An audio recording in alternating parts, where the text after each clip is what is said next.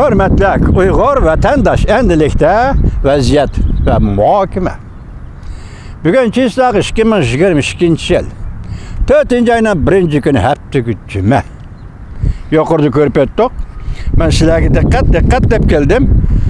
Yukarı tünü biz sizlerge sözlügen 91. numaralık leksiyimizdeki haberde. İnsanlarda var. Rusya tarafından verilgen, Rusya Sünni Emre Agentliği tarafından verilgen bir cümle sözüyle etsek bu iki parça haberde Tashqi İşler Ministeri Sergey Lavrov Beijing'e Afganistan yığını qatnashib bordi degan xabar yok. Bir cümlemi yok. Ondan keyin şunga munosabatli xabarlarda bunday bir cümle chiqdi emaslar. Çünkü Tashqi İşler Ministerligining ministeri o'g'li Minister Sergey Lavrovni Afganistan to'g'risida ochilgan yig'inga qatnashishga taklif qildi. Demek Beijing'ni kelgandan taklif qildi. Men aytman ishonmayman Afganistan yig'ini degan yig'in. Shunglashqa aqlabotiman bu faktlarni. Demek sen Moskvadan qo'zg'alganda Afganistan degan ism yo'q. Beijing'e kelganda Afganistan degan ism paydo bo'ldi. Buni qo'yib turaylik. Tünügüllatin Lavrov bo'lsin yoki Junguning xabarlarida bo'lsin yoki Rossiya Moskvaning xabarlarida bo'lsin kelishimni ijro qilish degan gap o'tirib chiqdi. Bugun endi oshkorlandiki bu kelishim maxfiy kelishim. 2. ayning 4. kuni Olimpik murosimi o'tkaziladigan kuni Rossiya prezidenti, Federatsiya prezidenti Vladimir Putin Beijingga keldi. Ko'rakka qatnashdi. Yalg'iz oltad yana da bir hamroh yo'q. Yoki Jungo tarafdan yoki Rossiya tarafdan yalg'iz oltad. Biroq shu vaqtda Xi Jinping bilan prezident Vladimir Putin o'tirish tuzilgan maxfiy kelishim. Siz bilmaysiz, biz bilmaymiz. Lekin Amerika bilishi mumkin. Endi Xudo bilishi mumkin bu kelishimning mazmunini vatandaşlar. Endi biz bir eslab o'taylik vatandaş. Siz bilan birlikte bir eslab o'taylik. 2021 yılı 11. ayının 7. günü Aksaray Bayanatı Cem Pisaki hem Aksaray Devlet Bexatarligi Maslahatçısı Jack Salim'in şundaq dedi ki biz Beijing'de ötküzüldüğün olimpikni boykot qilamiz çünkü kişilik hukuk meselesi tüpeyliydi. Esingizde belki qayt sözlep kilovatımız 12. ayının ötken yılı 23. günü Prezident Joe Biden Uygur'da mecburi emgekselişli saklanish kanunu imza koydu. Siz oylap görün. 11. ayda olimpikni boykot qilish Amerika'daki bir devlet. Dünya boyunca en kudretli devlet olimpikni boykot qilish. 12. ayda Uygur to'g'risida kanunga imza qo'yish. O'tirdi bir ay o'tdi. 2. ayının 4.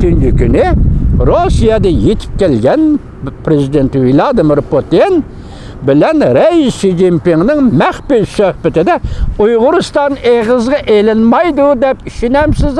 Mushundaq gaplarga ishonamsiz vatandoshlar? Men ishonmayman. Çünkü bu yerda dunyodagi en kudretli devlet Amerika buning olimpik murosimiga qatnashmayman, boykot qilaman deyapti.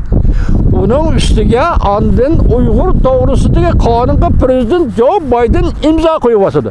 Mushundaq ahvol aslida Rossiya Federatsiyasi bilan Jungo o'ttirisida Uyg'uriston to'g'risida bir og'iz gap o'ttirg'i chiqmaydi desam men ishonmayman.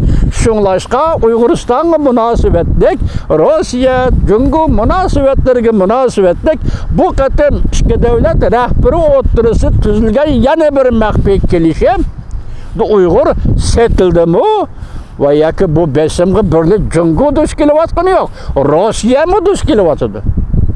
Uyguristan meselesi, Uygur meselesi de Rusya'nın besim kilovatıdı, Jungo'nun besim kilovatıdı, hürmetlik vatandaş.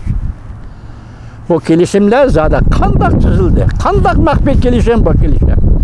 Mazmunu sizge bizge aşkar emas, ayan emas.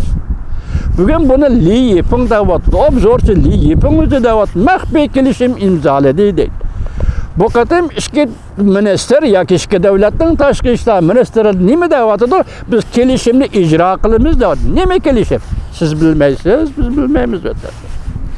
Ben Afganistan doğrusu yığın eçili degen sözüge işenmeymen dedim. Bu bir nikap dedim vatandaşım.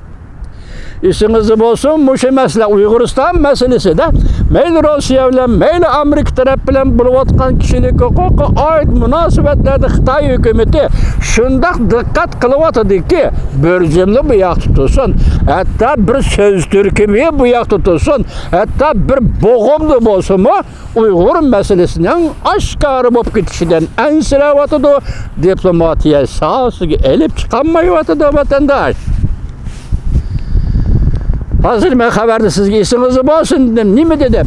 Bu katem Rusya Federasyası Taşkı İşler Ministeri Sergey Lavrov Cungo'ga keldi. Cungo'nun Taşkı İşler Ministeri Wang Yi bilen pakatlamış. Afganistan doğrusundaki yığın katnış keldi mi? Yaki bundan başka yani görüşüdüğün iş var mı? Dedi. Gördünüz mü? Demek bu yerdə mən eytivatımən ki, Afganistan yığını degen yığın bu bir nikap.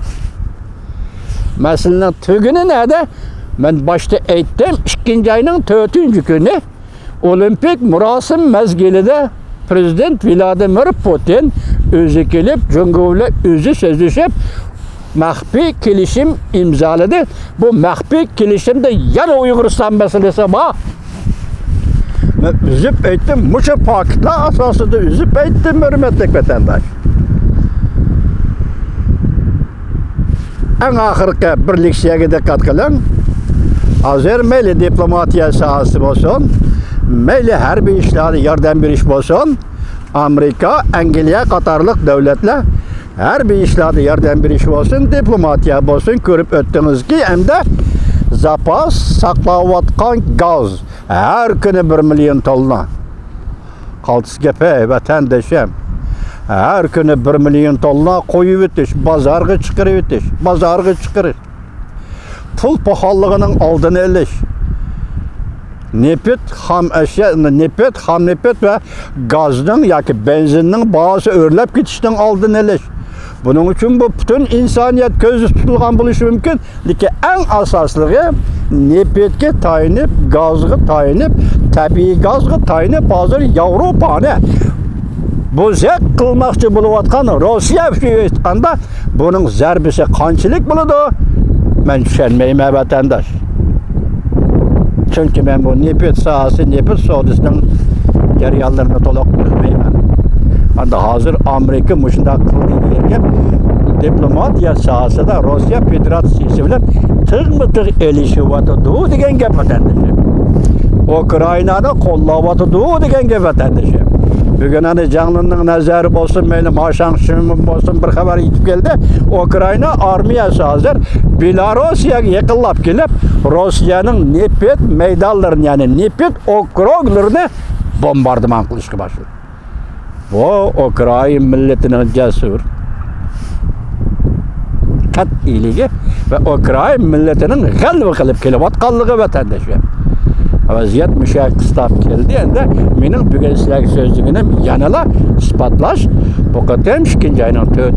günü Vladimir Putin, Prezident Vladimir Putin bile Xi Jinping oturup düzenlengen mahfi şartnamenime bu kadar Beijing'de olsun, meyli en koyunu tüngi şehirde olsun, Rusya Federasyası'nın Ministeri Sergey Lavrov bilen Cungo Taşkı İşler Ministeri Wang Yi söhbetleşidiğen teminime. Wang Yi deptu Afganistan meselesi deptu. Muhbir sual koyuptu. Afganistan meselesi sırtır yani sözleşidiğen mesele bamu deptu. Bana o şeyden bizde katkılımız ötendi. Hazır yani geldi soğuk gördünüz mü havanı? Ya Allah Hudayım. Bu deniz boyundaki şehir Washington burada 15 minutda bir katım özgürlük durdu vatandaşı.